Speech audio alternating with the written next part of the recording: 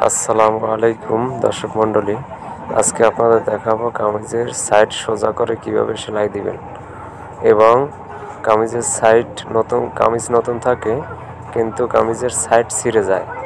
এই দুইটি বিষয় আজকে আপনাদের এই ভিডিওতে দেখাবো। তো প্রথমে সাইড কি করলে সাইড ছিঁড়বে না সেই কৌশল আজকে দেখাবো। তো প্রথমে 1 ইঞ্চি একটি টুকরা নেবেন, টুকরাটি 1/2 ইঞ্চি ভেঙে নিয়ে হিপের যে ফাড়া থেকে একবারে ইসিয়ে বরাবর রেখে সেলাই দিবেন। বডির যে সেলাই বা বডি মেপে যে খাড়া সেলাইটি দিছি ওই সেলাইতে যেন এই সেলাই যে গিয়ে না এসে সেই বিষয়টা খেয়াল রাখতে হবে। বিপরীত পাশেও সেম নিয়মে সেলাই দিবেন, বডির পার্টের সাথে যেন এই সেলাই না পড়ে। সেম নিয়মে সেলাই দিলেই হবে। মনোযোগ সহকারে দেখলে আশা করি বুঝতে পারবেন।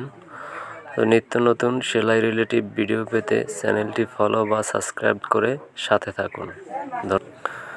এরপরে দেখাবো যে কামিজের সাইড সোজা করে কিভাবে সিলাবেন। তো বডির মাপ থেকে 1 ইঞ্চি দূরত্ব রেখে একটি দাগ দিয়ে নেবেন, কারণ সাইডে ভাঙার জন্য 1 ইঞ্চি লাগবে।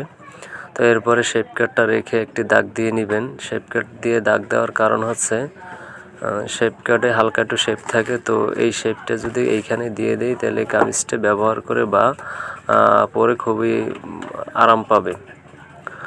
এরপরে কেটে নেবেন। কেটে নেওয়ার পরে প্রথমে একটি বাঁশ দিয়ে একটু কাপড় ভাঙা দিয়ে নেবেন। তো এরকম একটু ভাঙা দিয়ে নিলে কামিজটির সাইড হবে একবার তীরের মতো সোজা। তো এইভাবে ভাঙা দিয়ে এরপরে বিপরীত সাইডে সেম নিয়মে ভাঙা দিয়ে নেবেন। তো এই সিস্টেমটি অবলম্বন করে দেখতে পারেন বা ট্রাই করে দেখতে পারেন। আশা করি 100% একুরেট হবে সেলাই। আর কোনো কাস্টমারের বা কোনো নিজের কামিজও সাইড সেলাই দিবেন, দেখতেই সুন্দর হবে। তো 1/2 ইঞ্চি করে 1/2 ইঞ্চি বা যার যতটুকু সাইড ভালো লাগে দ্বিতীয় বড়া, এটা হচ্ছে পাকা সেলাই। তো দেখুন কতটা সৌন্দর্য হচ্ছে, কতটা ক্লিয়ার হচ্ছে সেলাই ওই সেলাইটা দেওয়ার কারণে। তো একবারে যদি আমরা ভাঙতে আমি মানে একবারে যদি যারা ভাঙি তারা এতটা ক্লিয়ার হয় না সেলাই।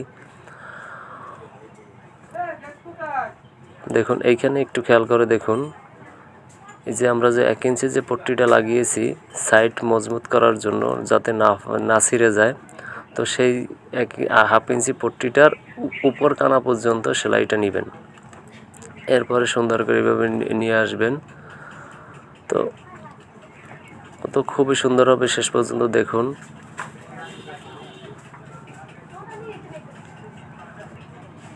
তাড়াহুড়ো দেওয়ার দরকার নেই, আস্তে আস্তে ঠান্ডা মাথায় সেলাই দিবেন। তো সেকেন্ড টাইম একদম লবে সেলাই দিবেন। দেখুন কতটা ফিনিশিং চলে আসছে কাজের মধ্যে। তো সেলাইয়ের কাজ হলে হাতের কাজ হলো সম্পূর্ণ টেকনিকের উপরে। যে যতটা টেকনিক অবলম্বন করতে পারবে তার হাতের কাজ তত সুন্দর হবে। তো এইখানে একটু ব্যাগ স্টিক দিয়ে নেবেন, তাতে মজবুত আরও দ্বিগুণ হবে, লাস্টিং ভালো করবে। তো আস্তে আস্তে ঠান্ডা মাথায় সেলাই দিবেন, তাড়াহুড়া করলে হাতের কাজ ভালো হয় না। তো আপনি যখন এক্সপার্ট হয়ে যাবেন তখন তাড়াহুড়া দিলে সমস্যা নাই। ধন্যবাদ।